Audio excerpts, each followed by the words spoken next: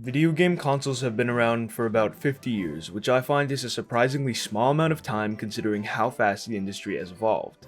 Today's games are more and more graphically impressive, their gameplay has been refined over years of trial and error, and the stories they tell are more immersive and captivating as ever. However, as you all know, things didn't start this way. On the contrary, games of the past used to be rudimentary, repetitive, and often just poorly made. When we take a look back at the history of video game consoles, there's one in particular that comes up as the one who set the gold standard of what a console should be like. Of course, I'm referring to the Nintendo Entertainment System, more commonly known as the NES. What's it like to play the Nintendo Entertainment System? The NES is often credited as being the savior of the video game crash of 1983, though it is mostly known for its extensive library of revolutionary games that shaped the industry at the time, and continues to serve as inspirations for the scene today. Now obviously, the NES isn't the first console ever made, but it's popular, so in this video we'll take a look back at its conception, development, release, and discontinuation.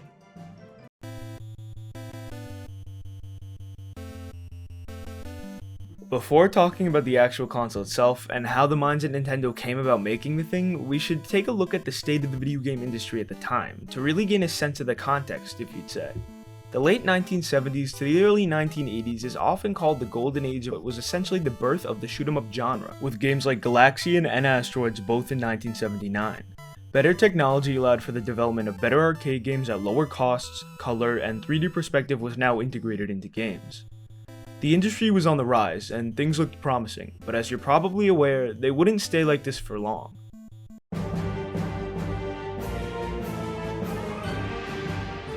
The Atari Video Computer System, which was later renamed the Atari 2600, released in 1977 just before the crash to pretty middling sales.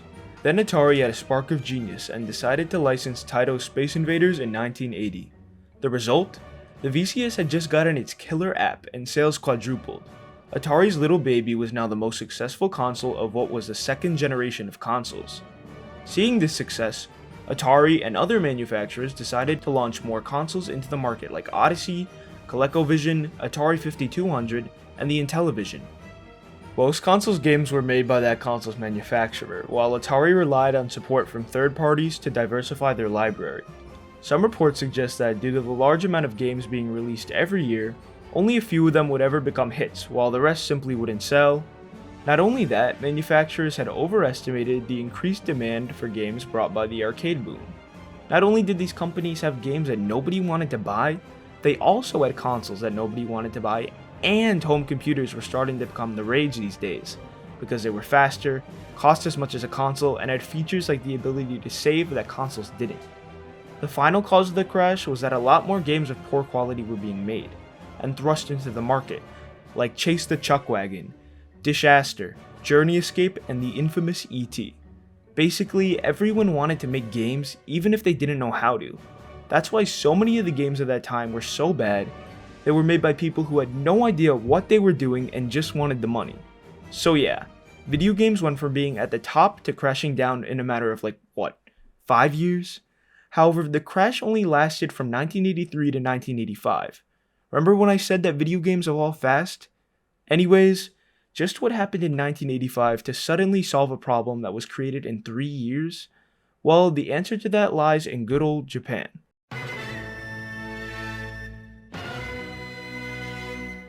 Hanafuda Cards maker turned video games company, Nintendo had played its part in the golden age of arcade games with the tremendous success of Donkey Kong in 1981. However, to understand how or why the NES was even made, we have to go a bit before that. In 1979, Namco released Galaxian. This game had the particularity of using a hardware sprite renderer instead of a bitmap renderer like in Space Invaders. This allowed the animation of sprites over a scrolling background, which led to more detailed graphics, faster gameplay, and an overall less intensive renderer. Nintendo saw that and used it as a basis for their next arcade titled Radar Scope in 1980. Unfortunately, Radar Scope was a commercial failure, so much so that the Nintendo of America president at the time, Minoru Arakawa, begged the president of Nintendo of Japan, his father-in-law by the way, for a new game to salvage all the unsold machines. What was the new game that was made, you might ask? Donkey Kong.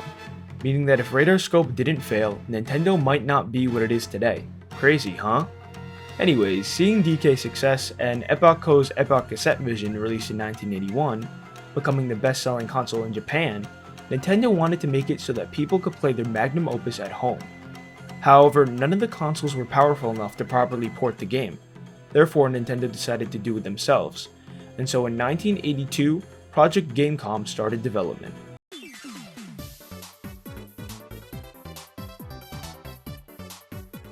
Originally, the NES was meant to be a powerful 16-bit system with a floppy disk driver and a full-on keyboard.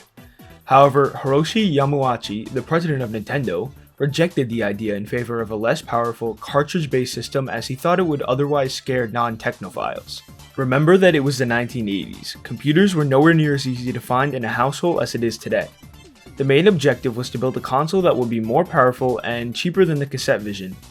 Lots of things happened during development. To name just a few, one of the RD&D 2 developers, Takao Sawano, proposed to incorporate the D-pad of the Game & Watch into the controller. A pretty good idea considering how things turned out. Gunpei Yokoi pitched the idea of an eject lever for the cartridge, which, while useless, would be entertaining to children. And the leader of Project Gamecom, Yomura, liked the idea and also added a microphone to the second controller. Originally, the cartridges were meant to be the size of cassette tapes, however they ended up being twice as big. Finally, Coleco had a big impact on the project because they had released their own competitor to the Atari 2600 in the US, called the ColecoVision. Sawano had brought one for his own family, and they were impressed with the graphical capabilities of the console. It was then decided that the ColecoVision would set the bar for Gamecom, who had to be more powerful than it to perfectly port Donkey Kong. For that reason, the team took a DK cabinet to the chip manufacturer Ricoh for analysis. The result was Ricoh's production of the picture processing unit chip for the NES.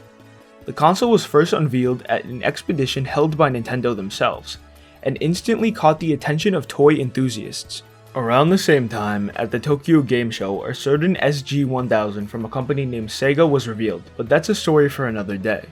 Then, on July 15, 1983, the Family Computer, or Famicom, was released in Japan at the price tag of 14,800 yen, which is around $150 at the time. The console was meant to look like a toy, with its bright red and white color, and its ever-present controllers. As launch titles, the Famicom had Popeye, Donkey Kong Jr., and of course, the original Donkey Kong. The console initially sold very well, but some hardware problems forced Nintendo to recall all the units before the holiday season. They then re-released the console with a new motherboard. By the end of 1984, the Famicom had sold 2.4 million units in Japan, easily surpassing the cassette vision. Nintendo had struck it big. With such resounding success at home, however, their eyes quickly shifted to the West as the ideal market for even bigger profits.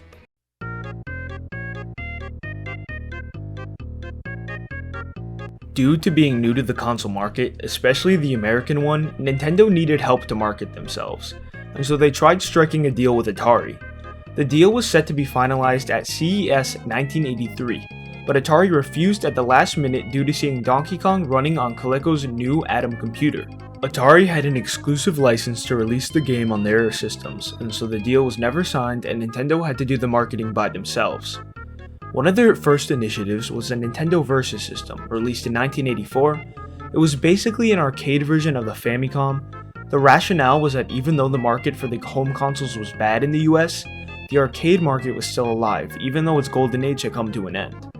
Nintendo decided to bet on the arcade market to introduce themselves to Western audiences. The Versus was a huge success in North America, and gave the big end confidence that their console could succeed in the West. In anticipation, the company reworked the Famicom as a Nintendo Advanced Video System, a North American repackaged Famicom with a joystick controller, a keyboard, and a cassette drive. The colors were changed to gray, black, and red for a sleek, futuristic look. The home computer approach was to avoid the current stigma around video games. Seeing how much the Famicom had sold back home in early 1985, and the success of Versus, which was the highest grossing arcade machine of the year, Nintendo announced plans to release the AVS later that year. However, there were skeptics. Many were doubtful of Nintendo being able to find success in the West due to the recent crash. Many video game journalists were talking about the death of video games, and the March 1985 issue of Electronic Games even said, "The video game market in America has virtually disappeared, and that this could be a miscalculation on Nintendo's part."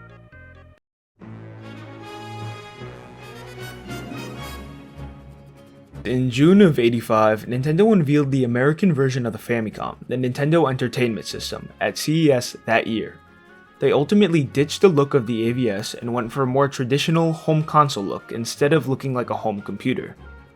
Lance Barr redesigned the case and went with a front loader instead of the Famicom's top loader to make the console look like a video cassette recorder, which was gaining popularity at the time.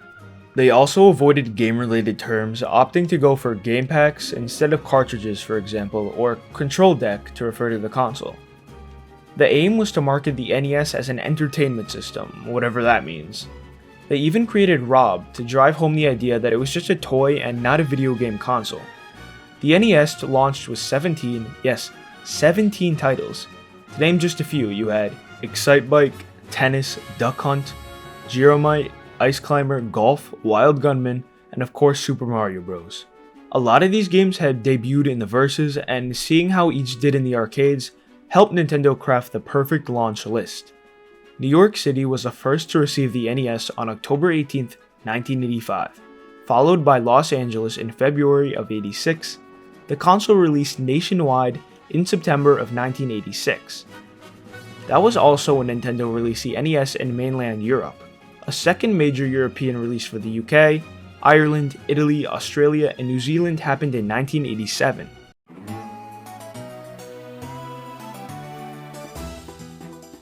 Nintendo did a lot of things to shake up North Americans and get them to buy their console. At the time, it was common practice to showcase artwork that looked nothing like the game on the box art, so Nintendo decided to display their sprite work directly on their box art to not confuse consumers. There were symbols on the packages that would tell exactly the genre of the game. Take the box art of E.T., you have no idea what kind of game you're getting into just from looking at it, right? The official Nintendo seal of quality was also put on all licensed games to reassure the consumer of the quality of the game, which was an area of concern due to the crash. Plus, Nintendo had a lockout system that made any unlicensed game unable to be played on the NES. This led to games having to be heavily vetted by Nintendo before being approved for licensing. In turn, it increased the overall quality of game in the industry.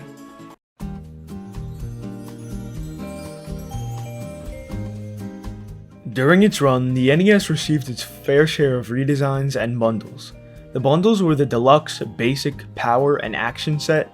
They would include the Power Pad, the NES Zapper, Super Mario Bros., Duck Hunt, Gyromite, and the World Class Track. The Basic bundle, which came with no game, would receive an updated version that included the official Nintendo Player's Guide, which had info on all the games released up to that point. The Australian, North American, and Japanese markets would see the new style NES, the NES 001 in the West, or HVC 101 in Japan. In Australia, in particular, that version came with Mario, Tetris, and Nintendo World Cup. The NES also attracted its fair share of clones.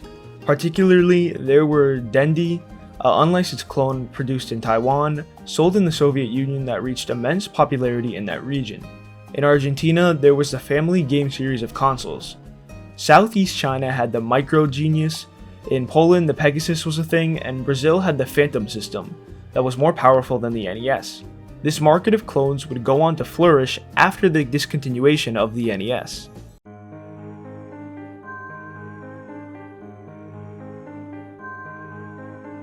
Following an impressive 10-year run in the West, the NES was discontinued on August 14, 1995. Repairs for the front-loading NES were available until December '96 in North America. Even more impressive than that is that the Famicom was actually discontinued in September of 2003, and its repairs went until 2007. You could still repair your Famicom when the Wii was released. Now how crazy is that? The NES had quite the story. It was released in Japan to critical success and then made its debut in the West right when many thought the video game industry was dead after the golden age of arcade games and the crash of '83. It made its entrance by capturing what was left of that golden age of arcade and changed its appearance to present itself as a toy or entertainment system. Nintendo's licensing strategy led to higher quality games as developers strived to get that Nintendo seal of quality, which was one of the major causes of the crash. But most importantly, the NES had games that defined genres, and changed the face of video games forever. Super Mario Bros., Zelda, Donkey Kong, Excitebike, Metroid, Duck Hunt, Mega Man, the list goes on and on. Some of the industry's most beloved franchises got their start on it, and many of them are still alive and well today, and they've inspired developers back then just as much as they do today. It is safe to say that the NES saved the American video game industry, and because of this, and so much more, it has a special place in the history of video games.